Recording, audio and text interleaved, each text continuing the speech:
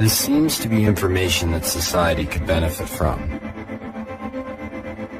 But how has this vital knowledge managed to fly under radars for so long? Why are these issues not making their way to the forefront of concern in our news? So a lot of people make the mistake of thinking that the news stations are going to cover things in the order of importance.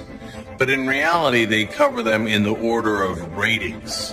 So if Justin Bieber's going to get the best ratings, they're going to go first. Congressman, let me interrupt you just for a moment. We've got some breaking news out of Miami. Stand by, if you will. Right now in Miami, Justin Bieber has been arrested on a number of charges. You got to sell whatever it is that wants to advertise on your show. And if your show is getting shitty ratings, they're going to replace you with a chick with big tits. Hey, starting the news off tonight, a motherfucker killed 3 people, and we got my guy Hal Fishman standing outside right now. Hal, what's going on? Yeah, the nigga shot 3 people and blah, blah, blah. That's more attractive. Yeah, I don't watch the news. The news is fucking depressing. They pick the worst shit to follow for a long-ass amount of time. You think they give a fuck if Barack Obama was born in Kenya? They do if it's a good story, because it means that 2 million people are going to tune in instead of 600,000. And then you get people come out and say, well, what about nuclear bombs? That's a good point. We'll be back after this. They're going to be able to sell advertisement for X amount of money instead of W. That kind of shit happens every day, all day. It's just a matter of which one do they want to put the most attention on. There's skydiving cats. I believe I can fly. So I can reassure all cat lovers that the cats have not been skydiving for real. In all that froth, I think serious debate around key policy issues often gets lost. That's the problem with current affairs. You forget about what's important. You allow the agenda to be decided by superficial information. Everybody cares about the advertisers. They care a tremendous amount. If you're going to do a story that affects the advertisers, you will get a call from management. Now, it doesn't mean you can't do the story, although there is heavy pressure to shift priorities within the story. It's fucking ridiculous. Putting makeup on and pretending they're not reading off a script that's corporate approved. They have a very specific set of parameters that they're supposed to fall into.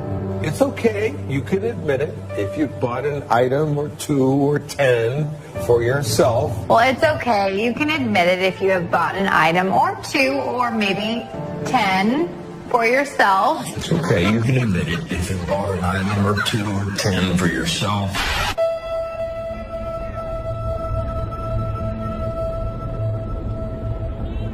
Originally, when TV first started, news was seen as something that was a public service so that you inform the American people.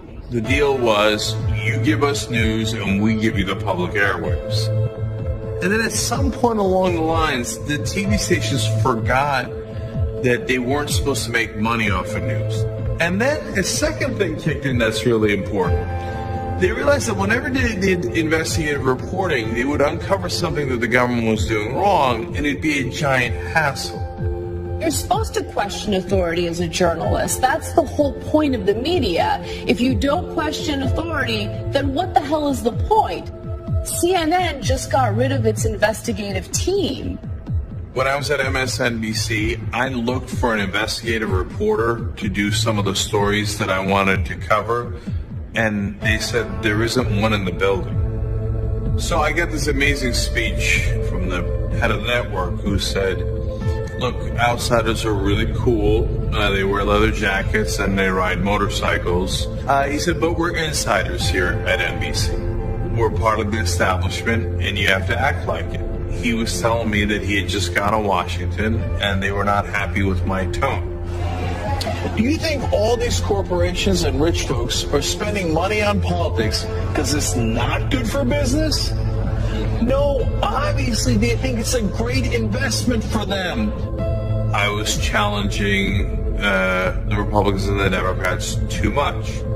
How about we didn't go into that dumbass war in Iraq and waste $1 trillion when we found 0 weapons of mass destruction? You flushed that down the Social Security, and now you're talking about robbing people's Social Security. That is outrageous. No, not your contempt for America. We're talking about Social Security. Contempt for America? What are you going to do about Social Security? 4,400 American lives in Iraq. You have a contempt for America. I remember taking several guests to task saying all of our politicians are systematically corrupt. They get legalized bribes, which we call donations. We've forgotten that they're in essence just bribes.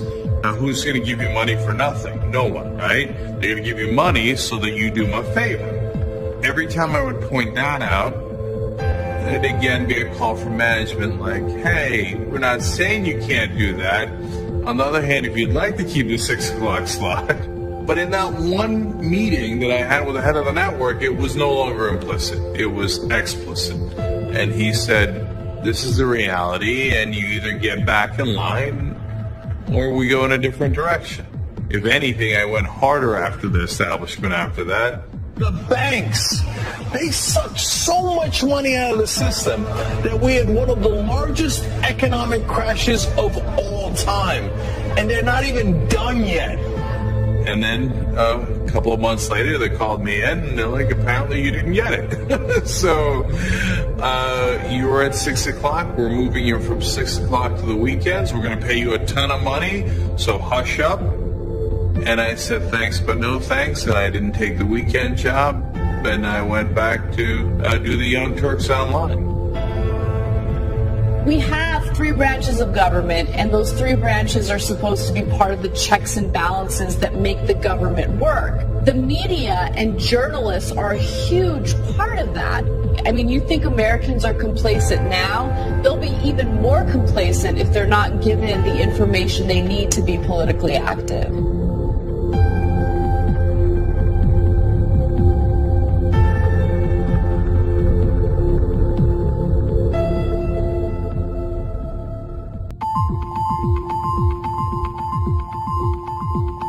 If you think in terms of our communication environment, the advent of the net represented a tremendous inflection point. Before that, the sources of information that we had were pretty much institutionally structured.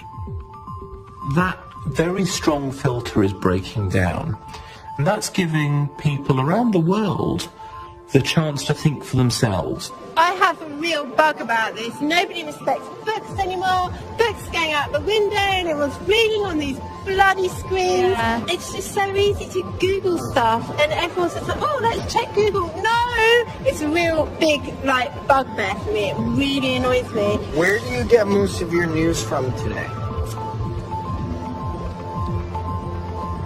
I think the internet, actually. Suddenly it's a different world. The folk that control big media now no longer control the whole of that media environment. We're not reliant, say, in England on the Daily Telegraphs and the fear that politicians have over 2 or 3 publications. Blogs have become the media. There really is a public debate. This is like the public forum of Athens or Rome. It's the freedom to do what you want. Can't nobody tell you what you can or can't do on the internet. You can do what the hell you want to do when you want to do it. You may connect with somebody in another country who may have some information that really enlighten the world. Because we don't know it all in America. We only know half the story. I was, closed-minded. I was just thinking about California and the lifestyle I grew up in. In Alice in Wonderland, it said something like this: how do I know what I think until I hear what I have to say? On the internet, you can actually express yourself out loud. You can add new dimension to thinking. And for the first time, If you have an opinion, you can go out there and express it. And if you have the ability to promote it, you can get attention for it. Post it, and before you know it, 1 million people could be following you, talking with you, and respecting your views. Or they could be talking bad about your views. All of a sudden, issues that would not have been discussed before are being discussed. There's these little communities based on ideas and thoughts that are building, and then those ideas turn into other ideas and other programming, and it's weird if you were to look at it like on a chart or on a graph. In terms of war on drugs, the internet has been phenomenal. There was a great thirst for the truth.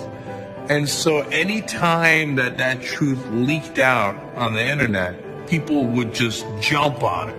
Oh, marijuana has medicinal benefits? Oh, wow, Richard Nixon already had the report that said that marijuana wasn't bad for you? They jump on it, and they think, thank God there's now something that lets me access the truth. I was online in 94. That's when I first got online. But it didn't really do anything. It was sort of like putting around and no one knew what was going on. You've got mail. Everyone I know is on it. Email, instant messages. There's no better way to keep in touch. You've got mail. Now with 56K, connections are faster than ever. It's fast. If you have a phone line, you can go online. What will they think of next? And the mail was all bullshit. And then slowly but surely, it became this interacting monster that it is today. Anything that you need to know about marijuana, you can just go on there and look, and you can have your mind changed instantly.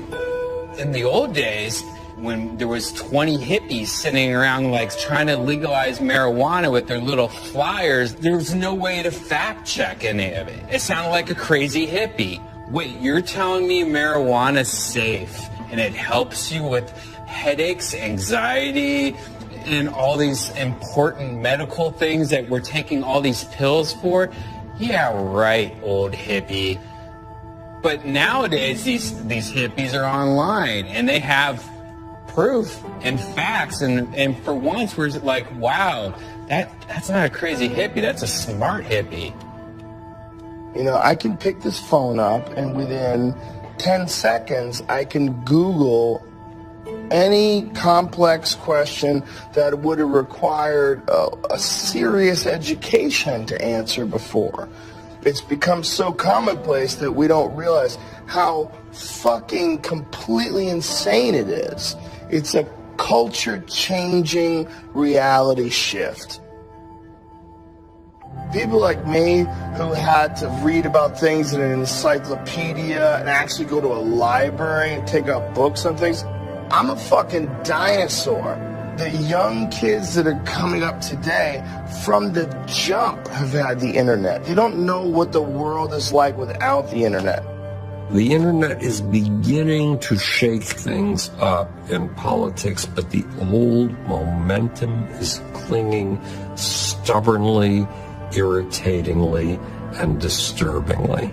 With the recent NSA leak, I think that you see a very specific example of politicians trying to destroy freedom of expression and freedom of speech. Collecting data on people and spying on people is a form of intimidation. If you know that the government is watching what you're doing, and you know that the government is monitoring what you are saying and what you are advocating for, you are less likely to be politically active. You are more likely to be intimidated by power. They're using that as a way to tell us to shut the fuck up. The West fought for 500 years to acquire these basic rights, and just to hand them away thoughtlessly means that we have to fight again for hundreds of years to get them back. It's very hard to acquire basic human rights. It's very easy to give them up. The establishment is scared to death of the internet because that's the one thing they can't control. So they figured out a way to control our politicians through donations. They figured out how to control TV through the advertising. But the internet is the wild, wild west, and they can't grab it. And no matter how much they try to plug all the holes in, the truth seems to get out one way or another anyway. It's basically a whole world sharing with one another. And the one thing that we're sharing that's really doing them damage is the truth.